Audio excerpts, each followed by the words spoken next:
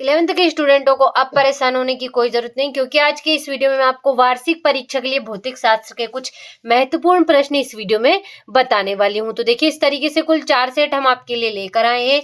तो ए सेट आपका कंप्लीट हो चुका है। इस वीडियो में आपको आपका बी सेट बताने वाली हूँ। पूरी किताब का आपका निचोड़ है इन 4 सेटों में। तो अच्छे से स्क्रीनशॉट के माध्यम से सारे प्रश्नों को कंप्लीट करिएगा। जिस स्टूडेंट को भी पेपर में अच्छे से अच्छे अंक प्राप्त करने, उस स्टूडेंट को इन सभी सेटों को अच्छे से कंप्लीट करना होगा। तो देखिए, पहला प्रश्न है आपका, सही विकल्प चुनकर लिखिए। प्रकाश वर्ष मात्रक है तो दूरी का। कौन सा पदार्थ अधिक प्रत्यास्थ है तो इस्पात। सयांतर निम्न में से किससे संबंधित है तो घर्षण से। वायुमंडलीय दाब का मान होता है तो 10⁵ पास्कल।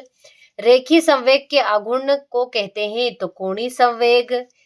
रेखीय संवेग के आघूर्ण को कोणीय संवेग कहते हैं। तो देखिए, इस तरीके से आपका पहला प्रश्न आंसर सहित कंप्लीट हुआ। दूसरा है आपका, रिक्त स्थानों की पूर्ति कीजिए। तो सेकेंडरी लोलक का आवर्तकाल सेकेंड होता है। शक्ति एक अदिश राशि है। एसआई पद्धति में कार्य का निरपेक्ष मात्रक जूल है। कोणीय वेग का सूत्र dt/dt dθ/dt है। और ताप बढ़ाने पर प्रत्यास्थता गुणांकों का मान कम होता है। और द्रव चालिता लिफ्ट पास्कल के सिद्धांत पर आधारित है। तो देखिए, इस तरीके से आपका दूसरा प्रश्न भी कंप्लीट हुआ आंसर सहित। अगला प्रश्न है आपका, तीसरा प्रश्न आपका, सही जोड़ी मिलाइए। तो अभिकेंद्र त्वरण, तो इसका होगा v²/r। गैस का दाब तो होगा mnc²/3v। संवेग तो करनी में 2gr होगा। और ऊर्जा तो इसका होगा जूल। पलायन वेग तो होगा आपका करनी में 2m के।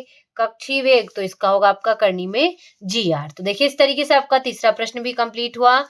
ये रहा आपका चौथा प्रश्न, जो कि है एक शब्द वाक्य में उत्तर लिखिए। तो अच्छे से स्क्रीनशॉट के माध्यम से इन प्रश्नों को आप अच्छे से कंप्लीट करिएगा। अगला प्रश्न है आपका, सत्य लिखिए। तो एक अश्व शक्ति 74.6 वाट के बराबर है तो असत्य होगा। आवृत्ति का विमीय सूत्र mLT1 है तो सत्य। और सरल आवर्त गति में त्वरण अल्फा का सूत्र होता है तो ये आपका सत्य होगा। किसी गैस की माध्य गतिज ऊर्जा उसके परमताप के व्युत्क्रमानुपाती होती है तो ये सत्य है। द्रुमान केंद्र सदैव पिंड के अंदर स्थित होता है तो ये आपका असत्य होगा। तो देखिए, इस तरीके से आपका पांचवा प्रश्न सत्य भी कंप्लीट हुआ।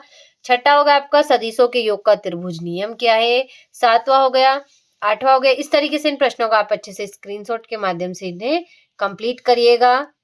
देखिए, मोस्ट इंपोर्टेंट क्वेश्चन है आपके, जल्दी से स्क्रीनशॉट के माध्यम से कंप्लीट करिए। अगर इन प्रश्नों के आंसर आपको ना भी मिले तो अगले वीडियो में मैं आपको फुल सॉल्यूशन के साथ पूरा पेपर बताने वाली हूँ, पूरे सेट। तो अच्छे से स्क्रीनशॉट के माध्यम से कंप्लीट करिए। रियल पेपर के भरोसे बिल्कुल भी मत रहिएगा, क्योंकि रियल पेपर किसी के पास भी नहीं आता। तो अच्छे से स्क्रीनशॉट के इन्हीं प्रश्नों को कंप्लीट करिए। मोस्ट इंपोर्टेंट क्वेश्चन होने वाले हैं आपके।